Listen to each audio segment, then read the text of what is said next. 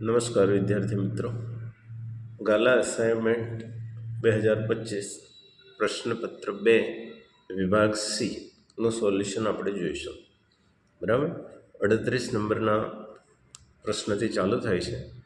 મીનાએ રૂપિયા 2000 ઉપાડવા બેંકમાં ગઈ હતી. તેણે કેશિયરને કહ્યું હતું કે મને માત્ર રૂપિયા 50 અને રૂપિયા 100ની નોટો જ જોઈએ છે. મીનાને કુલ 25 નોટો મળી હતી, તો તેણે રૂપિયા 50ની અને રૂપિયા 100ની પ્રત્યેકની કેટલી નોટો મેળવી હશે? નોટો શોધવાની છે તમારે, હે ને. 2000 ઉપાડવાના છે. કેટલા ઉપાડવાના છે? 2000 ઉપાડવાના છે. અને 2000 ઉપાડવા માટે એને કીધું કે મને 50 અને 100ની નોટો જ જોઈએ છે કેશિયરને. એટલે અહીંયા કેટલી નોટો? તો સૌથી પહેલાં તો ધારવું પડશે આપણે કે ધારો કે 50ની નોટો બરાબર એક્સ અને રૂપિયા 100ની નોટો બરાબર વાય. અને આપણને અહીંયા કીધું છે કે કુલ નોટો કેટલી છે? 25 છે. એટલે આપણું સમીકરણ બની ગયું કે એક્સ અને વાયનો સરવાળો કરીએ એટલે આપણને 25 નોટો મળે. એટલે માટે એક્સ વત્તા વાય બરાબર 25. આ સમીકરણ નંબર 1 બન્યું. હવે કુલ રકમ કેટલી છે ભાઈ? કુલ રકમ કેટલી છે? 2000. કેટલી છે? 2000 છે. હવે 50ની નોટો બરાબર આપણે એક્સ ધાર્યું છે અને 100ની નોટો બરાબર આપણે વાય ધાર્યું છે. એટલે અહીંયા મેં 50 અને 100 લખ્યા છે, અને બરાબર 2000. આ સમીકરણ આપણને 2 મળ્યું. હવે એક્સ બરાબર 25, એક્સ બરાબર આ જે સમીકરણ છે ને એને આપણે વાય પહેલાં એક્સ અલગ કરી લઈએ, જેથી કરીને એક્સની કિંમત આપણને મળી જાય. એટલે એક્સ બરાબર 25 ઓછા વાય. હવે જ્યાં આપણને એક્સ દેખાય ત્યાં આપણે આ કિંમત મૂકીશું. સમજાય છે ને? બરાબર. હવે આ જે સમીકરણ 2 છે ત્યાં આપણે એક્સની કિંમત મૂકીએ. તો 50 એક્સ બરાબર આપણે આ જે ધાર્યા છે એ અહીંયા મૂકવાના છે. 25 ઓછા વાય વત્તા 100 વાય બરાબર 2000. આનો ગુણાકાર કરીશું એટલે કેટલા થશે? 1250. કેટલા થશે? 1250 ઓછા આનો ગુણાકાર આની સાથે કરીશું એટલે 50 વાય વત્તા 100 વાય બરાબર 2000. સજાતીય પદો આ દેખાય છે તમને? હા કે ના? હે ને? એટલે જો બાદ કરીશું, 100માંથી 50 બાદ કરીશું તો 50 વાય રહ્યા. આ 1250ને બરાબરની પેલી બાજુ લઈ જઈએ એટલે 2000માંથી 1250 માઇનસ કરીશું એટલે આપણને મળશે 750. બરાબર. હવે વાય શોધવાનો છે. એટલે જે 50 છે એ ગુણાકારમાં છે તો 750ની નીચે જશે. બરાબર. એટલે આપણને 15 પંચા 75, એટલે આપણને મળશે 15. કેટલા મળશે? છેદ ઉડી જાય એટલે આ આપણને વાયની કિંમત મળી. કોની કિંમત મળી? વાયની. હવે એક્સ વાય શોધી લઈએ. તો અહીંયા એક્સ વત્તા વાય બરાબર 25. આગળનું જે સમીકરણ તમે જાણો છો એ પ્રમાણે, હે. તો શું થશે? એક્સ વત્તા 15 બરાબર 25. અને 25માંથી 15 માઇનસ કરો એટલે આપણને મળશે 10. એટલે એક્સ અને વાય ટૂંકમાં અહીંયા આપણને એ માલુમ પડ્યું કે ભાઈ એક્સ બરાબર 50ની નોટો હતી અને 50ની નોટો આપણને કેટલી મળી? 10. અને વાય બરાબર આપણે 100ની નોટો હતી. બરાબર. તો એ આપણને કેટલી મળી? 15. અને બંનેનો સરવાળો કરીશું એટલે ટોટલ કેટલી નોટો? 25 નોટો. સમજાઈ ગયું? હે ને? આવડે એવું છે, હે ને? ઓકે.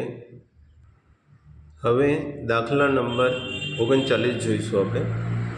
નીચે આપેલા દ્વિચલ સુરેખ સમીકરણ યુગ્મનો ઉકેલ આદેશની રીતે મેળવો. કઈ રીતનો? આદેશની રીતે. હવે અહીંયા બે સમીકરણ આપણને આપેલા છે. 3x વત્તા 5y બરાબર 21 અને 2x ઓછા 3y બરાબર 14. સમીકરણ 1 શું કહે છે? 3x વત્તા 5y બરાબર 21. એમાં આપણે વાયને પહેલાં શોધીશું. એટલે વાયને કરતાં બનાવીએ તો શું થાય? 5y બરાબર 3xની પેલી બાજુ લઈ જઈએ, હે ને? અને વાય શોધવાનો છે એટલે વાય એકલો પાડી અને 5ને નીચે લઈ ગયા. હવે જ્યાં વાય દેખાશે ત્યાં વાયની કિંમત આપણે આ મૂકીશું. આ સમીકરણ 1માંથી. હવે સમીકરણ 2માં વાયની કિંમત આપણે મૂકી દઈશું. 2x ઓછા 3y બરાબર 14. 2x ઓછા 3 yની જગ્યાએ આપણે yની કિંમત આ મૂકવાની છે. બરાબર, મૂકી દીધી, બરાબર 14. સાદું રૂપ આપી દઈએ. 2x ઓછા 21 તારી 63, ઓછા ઓછા બંને વત્તા થશે, 3 તારે 9 અને નીચે 5 બરાબર 14. હવે છેદ અહીંયા 5 છે, છેદ કેટલો છે? 5 છે, તો મૂકી દઈએ 5 વડે ગુણ્યા તો અહીંયા, એટલે 5 તો 10x થયા. સમજાય છે કે નથી સમજાતું? બરાબર, આ સજાતીય પદ છે એટલે એને બાજુમાં લાવી દઈએ આપણે અને 63 આમ મૂકી દઈએ. 5ને ગુણવા માટે પેલી બાજુ લઈ જઈએ, હે ને? તો આમાં થશે બંને 19 થશે અને આ ટોટલ 63 થશે. આ 70, 14 75 માટે 19x સજાતીય પદ બંને જોડે કરી દો એટલે બંનેનો સરવાળો થશે. 19x બરાબર 133. x શોધવાનો છે એટલે 19 છેદમાં જશે 133ના, અને 19 × 7 133. 19 × 7 કેટલા થશે? 133 થશે. માટે x બરાબર આપણને 7 મળ્યા. કેટલા મળ્યા? x બરાબર 7 મળ્યા. હવે yની કિંમત શોધીએ. y બરાબર x આપણને મળી ગયો છે એટલે મૂકી દેવાનું. y બરાબર 21 ઓછા 3x ભાગ્યા 5.